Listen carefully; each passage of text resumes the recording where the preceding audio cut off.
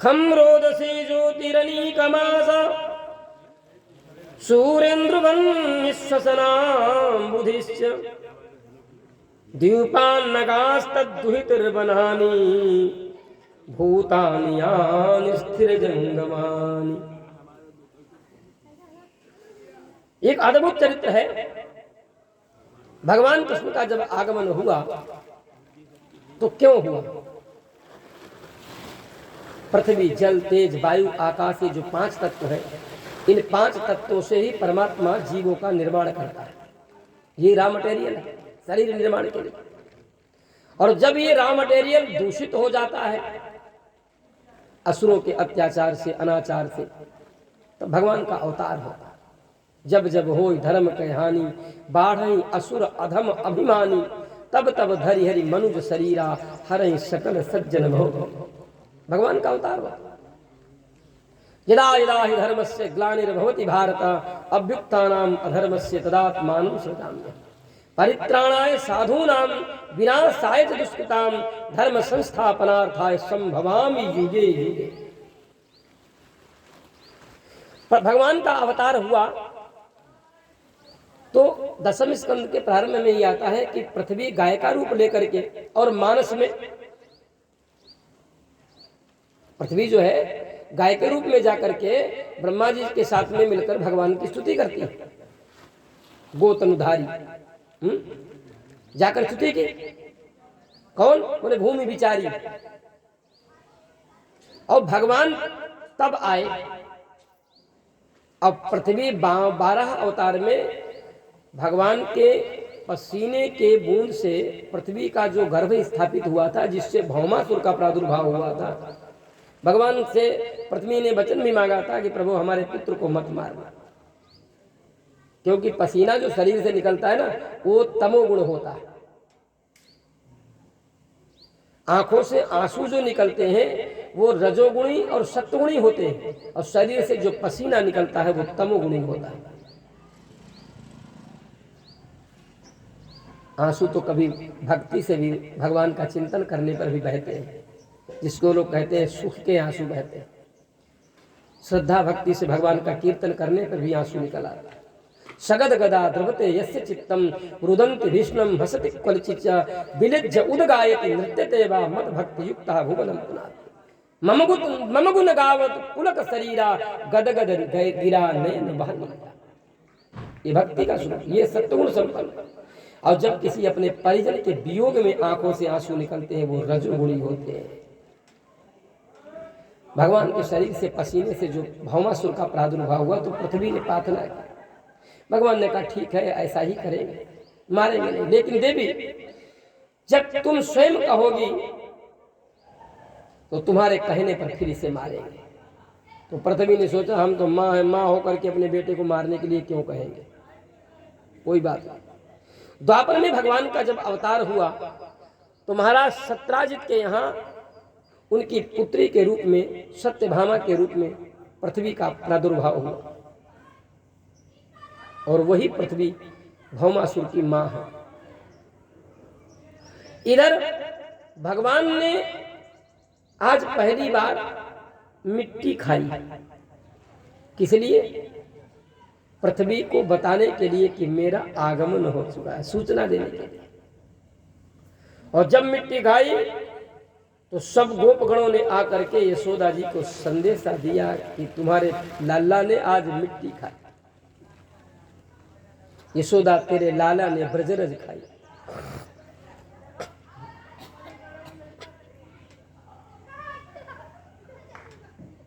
भगवान ने मां को अपने विराट स्वरूप का दर्शन कराया। कहते तो है कि मिट्टी खाई, हाथों में भी लगी है, दांतों में भी लगी है, जीभ में भी लगी है, तब प्रमाण देने की आवश्यकता है क्या? लेकिन भगवान फिर भी प्रमाण दे रहे हैं। ना हम भक्षितवान अम्ब सर्वे मिथ्याभिशंसिना, यदि सत्य बचस्तरहि समक्षम पश्य में मुखम। हमने मिट्टी नहीं खाई, ये सब झूठ बोल रहे हैं।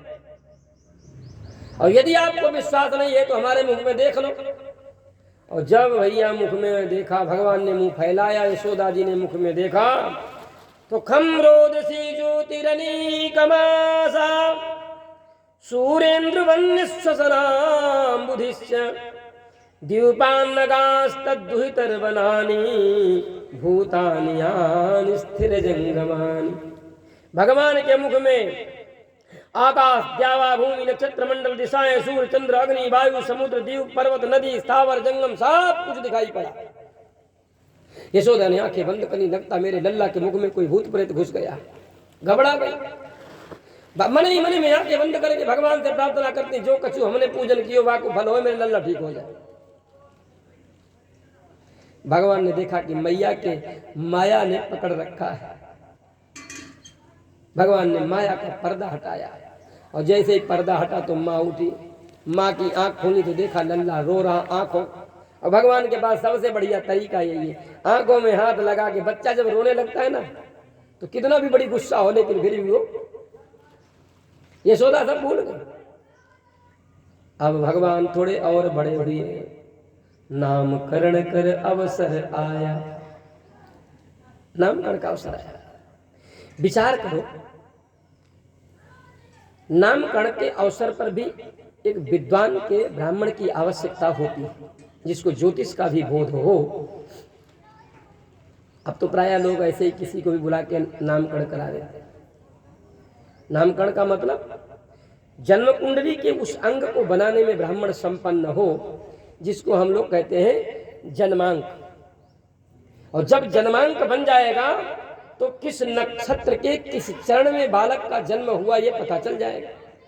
इसकी लग्न कौन है, यहीं तक तो ब्राह्मण बालक के नामकरण को देखकर फलादेश करते थे, ये कैसा बालक होगा कैसा नहीं होगा।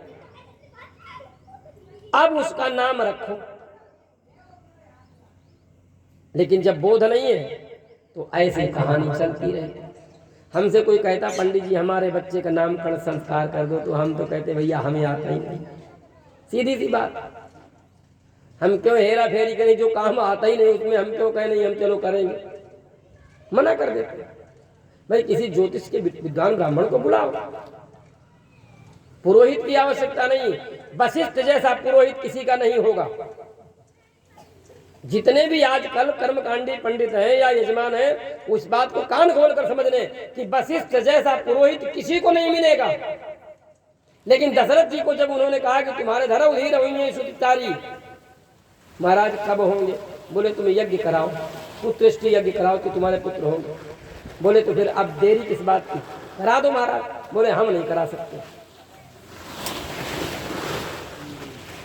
वशिष्ठ जैसा पुरोहित होकर के अपने यजमान दशरथ से मना कर रहा है कि मैं तुम्हारा यज्ञ नहीं करा सकता। क्यों?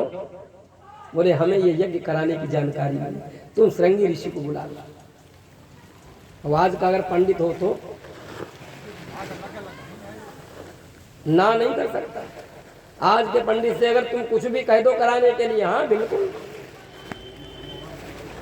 मना कर दिया। और वही श्रृंगी ऋषि जब आए, पुत्रष्टि यज्ञ हुई और वशिष्ठ जी का वचन सत्य हुआ, 4 पुत्र हुए।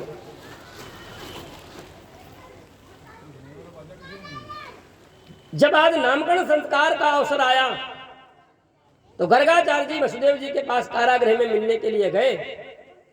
सारी दुनिया जानती थी गर्गा पुरोहितो राजनिधूनाम सुमहत्तपः। गर्गाचार्य जी वसुदेव जी के कुल पुरोहित हैं। और नंद बाबा के कुल पुरोहित कौन है? सांडिल्योपि मुनीश्वरः। सांडिल्य महात्मा नंद बाबा के कुल पुरोहित है। राजा जनक के कुल पुरोहित जानते हो? सदानंद तब जनक बुलाए। प्रत्येक राजाओं के यहाँ प्रत्येक यजमानों के पुरोहित होते थे। वसुदेव जी के पुरोहित गर्गाचार्य जी, नंद बाबा के पुरोहित शांडिल्य ऋषि। और गर्गाचार्य जी को वसुदेव जी ने भेजा कि हमारे बालकों का नामकरण संस्कार कर दो जाए। आप तो जानते ही त्रिकाल ज्योतिष के प्रकांड विद्वान गर्गाचार्य, भगवान सूर्य से जिन्होंने ज्योतिष की विद्या सीखी, सोचिए कितने बड़े ज्योतिष के विद्वान होंगे, जिनकी कथा का वर्णन देवी भागवत के महात्म्य में ही है, जिन्होंने गर्ग संहिता लिखी, जिन्होंने ज्योतिष के फलादेश के ऊपर बहुत से सुंदर ग्रंथों का निर्माण किया। गर्गाचार्य जी महाराज गोकुल में आए, नंद बाबा ने बड़ा स्वागत सत्कार किया। महाराज बड़ी कृपा की, आज हमारे लाल का नामकरण संस्कार का अवसर है और आप आए तो समझ लो सब सफल हो गया। गर्गाचार्य जी बोले ना, हम तुम्हारे लाल का नामकरण संस्कार नहीं कर सकते। क्यों? बोले हम तो वसुदेव के कुल पुरोहित हैं और यदि हमने तुम्हारे पुत्र का नामकरण संस्कार किया तो नंद बाबा ये समझ लो कि कंस को खबर लग जाएगी कि वसुदेव जी के पुरोहित गर्गाचार्य जी ने नामकरण संस्कार किया है, कहीं ऐसा तो नहीं ये वसुदेव के ही पुत्र हो। फिर क्या करोगे? हाँ बात तो सही है, क्या करें? बोले एक उपाय है, शांडिल्य महात्मा को बुला लो, तुम्हारे पुरोहित है। और फिर एकांत में जब सब ग्वालिनी दही बेचने चली जाए, गोप सब गाय बछड़े चराने चले जाए, उस समय गौशाला खाली होगा, व्यवस्था कोई नहीं, केवल नाम ही रखने की बात, नाम रख लिया जाएगा। उत्सव मनाओगे तो पकड़े जाओगे। देखो परमात्मा की लीला, जो सबके उत्सव में मंगल होता है उनका नाम लेने से, और उन्हीं के मंगल महोत्सव पर उत्सव मनाना निषिद्ध है। नंद बाबा बोले ठीक, जैसी आपकी इच्छा वही कर दो। साहब चले गए। मध्याह्न काल का समय आया, सुंदर अभिजित मुहूर्त, जो अकाट्य मुहूर्त है, कभी नहीं कटता और प्रतिदिन होता है। रोज अभिजित मुहूर्त आता है दिन के 12 बजे के आगे पीछे, कभी 10-5 मिनट इधर से प्रारंभ होकर आगे तक, कभी यानी 11 बजे से 12:30 बजे के बीच 1 घंटा या 50 मिनट 40 मिनट का अभिजित मुहूर्त रोज होता है। अब सुंदर उत्सव मनाया गया है। देखो जी बच्चा जनरेटर चलाए दे रहे हैं, का विचार है?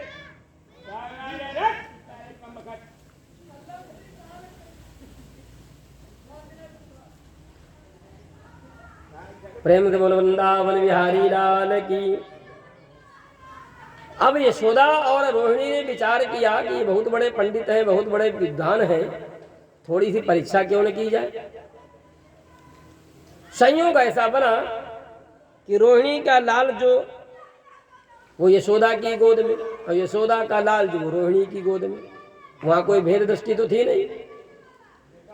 जब घर से चले तो जिसका लाल जिसको मिल गया वही लेकर चल दिया।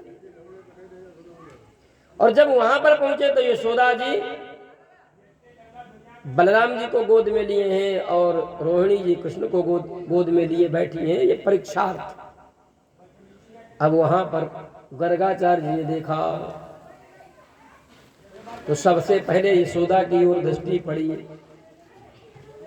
तब नंद बाबा की यहाँ जो पत्नी यशोदा जी बैठी हैं उनकी ओर देख करके गर्गाचार्य जी ने कहा, हो बहुत सुंदर, बहुत सुंदर सुंदर स्वस्ति वाचन के वेद मंत्र बोल करके स्वस्ति वाचन करते हुए भगवान का स्मरण करते हुए गर्गाचार्य जी कहते हैं, अयं ही रोहिणी पुत्र। जैसे ही यशोदा जी की ओर उंगली उठाकर गर्गाचार्य जी ने कहा अयं ही रोहिणी पुत्र, वैसे ही रोहिणी ने यशोदा की ओर देखा, यशोदा ने रोहिणी की ओर देखा, पकड़े गए। दोनों ने अपने सर नीचे किए। अब गर्गाचार्य जी फलादेश कर रहे हैं, रमयत सर्वान आनंदयति राम, जो सभी में रमण करे, सभी को आनंद प्रदान करे, उसका नाम राम है। बलम अधिकश्चेति बलः, जिसमें बल अथाह हो, जिसके बल की सीमा ही न हो कितना बल है, उसका नाम बल है। और बल और राम में मत्वर्थी प्रत्यय अण कर दिया तो बलराम हो गया। जबकि राम पहले है, बल बाद में है, लेकिन मत्वर्थी प्रत्यय जब हुआ तो आगे वाला पीछे हो गया, पीछे वाला आगे हो गया, तो बलराम हो गया। सम्यक कर्षति एकी करोति मेलयति संकर्षणा, जो सबको मिलाए, सबको एक करे और सबको आनंद प्रदान करे, उसका नाम है संकर्षण। अब भगवान की ओर देखा जो रोहिणी की गोद में है, और वहां दृष्टि पड़ी तो अपने को ही भूल गए, पगला गए। कहे शुक्लो रक्तस्तथापि तो इदानीम कृष्णताम गतः। ये किसी युग में शुक्ल वर्ण के हैं, किसी युग में पीत वर्ण के हैं, और अब ये कृष्ण वर्ण में प्रकट हुए हैं। क्या मतलब? विचार करने लगे, ओहो, इनका नाम वासुदेव भी है। वसुदेवस्यापत्यम वासुदेव। सतयुग में शुक्ल वर्ण में है। कृते शुक्ल चतुर्बाहु त्रेतायाम रक्तवर्णसौ। और द्वापरे भगवान श्याम, द्वापर में भगवान श्याम वर्ण में है। वैयाकरण के लोग इन्हें वासुदेव भी कहेंगे। विशुद्ध अंतःकरण करने के कारण वसुदेव शब्द से वासुदेव शब्द बनता है। परम तेजस्वी, सावधानी से इनकी रक्षा करना आनंद, ये कोई साधारण नहीं है। गर्गाचार्य जी कहते हैं, काले नाल पेन राजर्षे राम कृष्णश्च गोकुले अगृष्ट जानुवित पदभिर विचक्रम दुरंजसः। अब सुनो, इनके नाम कितने बल बताए। इनका नाम कृष्ण है। कृष्ण कर्षण धातु से बनता है कृष्ण। कोई इनको वासुदेव कहेगा, कोई इनको नंद लाल कहेगा, कोई यशोदानंदन कहेगा, कोई नंद नंदन कहेगा। इनके हजारों नाम है। कितने नाम है? अब स्वस्थ की बात में संपन्न, दान दक्षिणा मिली। यशोदा जी ने हाथ जोड़कर कहा, महाराज जा रहे हो तो कुछ भोजन प्रसाद कर लो, विलंब हो जाएगा घर जाने में। गर्गाचार्य जी ने कहा, हम तो किसी का हाथ का खाते ही नहीं बनाओ, स्वयं पाकी ब्राह्मण। तो यशोदा जी ने कहा, आपका दिया हुआ कुछ कम तो है नहीं, बना खा लो। गर्गाचार्य जी ने भी विचार किया, तीसरा पहरा आ गया है, लाओ बना खा ले। कहा, घर तक पहुंचने में बहुत समय हो जाएगा। तो बड़ा प्रयत्न पूर्वक गर्गाचार्य जी ने भोजन सिद्ध किया, जैसा बना पाते। वहां तो खूब बढ़िया घी पूड़ी सब बनाया, और जब भोजन सुंदर विशुद्ध पात्र में रखा, और उसके बाद में मंत्र बोला, सहना भवतु सहनौ भुनक्तु सह वीर्यं करवावहै तेजस्विनावधीतमस्तु मा विद्विषावहै। अब तो कुछ छिपा नहीं, भगवान का भोग लगा रहे। और भगवान दौड़ कर आए, और गर्गाचार्य जी की जो थाली में पकवान मिष्ठान जो भी बना पाए थे वो रखा था, फटाफट खाने लगे। और जैसे ही गर्गाचार्य जी की आंख खोली तो देखा, अरे नंदरानी, तेरे लाला ने मेरा भोजन जूठा कर दिया। नंदरानी दौड़ कर आई, अरे लल्ला, तूने ये क्या किया? अब क्या कहें, क्या किया? क्योंकि भक्त ने बुलाया तो भगवान को आना ही पड़ेगा। गर्गाचार्य जी बोले, देवी अब तो हम नहीं खा पाएंगे, अपने घर जा। नहीं नहीं नहीं महाराज, आपका दिया कुछ भी कम नहीं है, इसको हटा दो और फिर और साधन ले लो, बना लो। कहाँ आप जाओगे, तब तक शाम हो जाएगी। तो गर्गाचार्य जी ने फिर विचार किया, बात तो सही है, लाओ बना ही ले, अभी अग्नि तो है ही है, और बनाने में जो भी थोड़ा बहुत। फिर बनाया, फिर भगवान का भोग लगाया, और जैसे ही भोग लगाया फिर भगवान ने आकर जूठा किया। लोक व्यवहार। अब तो यशोदा, तेरे घर का भोजन मेरे को बदा ही नहीं। भगवान हंसने लगे। देखो, यशोदा ने कन्हैया को पकड़ करके बंद किया। महाराज, इस बार देखो, हमने लाला को बंद कर दिया, आप भोजन बनाकर ग्रहण करके ही जाना, क्योंकि अब तो हमने बालक को ही बंद कर दिया। गर्गाचार्य जी सोचे कि अब तो सही है, जब बंद हो गया तब कैसे बाहर खाएगा, जूठा करेगा। फिर भोजन बनाया, जैसे ही भोग लगाया तो भगवान एक रूप में अंदर बंद है, और दूसरे रूप में गर्गाचार्य जी की थाली का जो भोजन है उसको प्रसाद रूप में पा रहे। आंख जब खुली तो फिर गर्गाचार्य जी, अरे अब ये यशोदा चकित है, एक रूप में अंदर बंद है जो आंखों को मल रहे हैं अपने हाथों से, और दूसरे रूप में उधर थाली में से उठा उठा के खाते जा रहे। अब ये सत्य है कि ये सत्य है? गर्गाचार्य जी से प्रार्थना करके बोली, महाराज थोड़ा हमारे साथ में तो चलो। गर्गाचार्य जी गए, जाकर देखा तो अंदर बंद है, आंखों को मल रहे। इधर देखा तो इधर भोजन कर रहे, फटाफट खाते जा रहे, जैसे बहुत दिनों के भूखे हो। अब गर्गाचार्य जी आए, भगवान से पूछा, कहो जूठा काहे करे? बोले आप बार बार बुलाते हो तो आना पड़ता है, मैं भक्तों के बस में हूं, अहम भक्त पराधीन, भक्तों के अधीन हूं, आप बुलाते हो तो आना पड़ता है। तो गर्गाचार्य जी ने कहा आज तक क्यों नहीं आए? बोले आज तक आपने इतनी श्रद्धा से कभी नहीं बुलाया, आज तक आप जानते नहीं थे कि मैं ब्रह्म हूं, केवल आपने शब्द ब्रह्म को पढ़ा था, आपने वेदों में पढ़ा, पुराणों में पढ़ा कि भगवान है, पर आज आपने प्रत्यक्ष देख करके, प्रत्यक्ष रूप में जान करके भी स्वीकार नहीं किया, इसीलिए आज ये करना पड़ा। अब ये बात भगवान की हो रही, लेकिन यशोदा बेचारी नहीं जान रही क्या हो रहा। गर्गाचार्य जी ने पहला दूसरा तीसरा सब एक में मिलाया और एक में मिला करके और उसको पान करना प्रारंभ कर दिया। आज यशोदा सब देख रही लेकिन कुछ नहीं जान पाई, क्यों? सोई जानै जेहि देहु जनाई, जानत तुम्हीं हुई जाई। प्रेम से बोलो बालकृष्ण भगवान।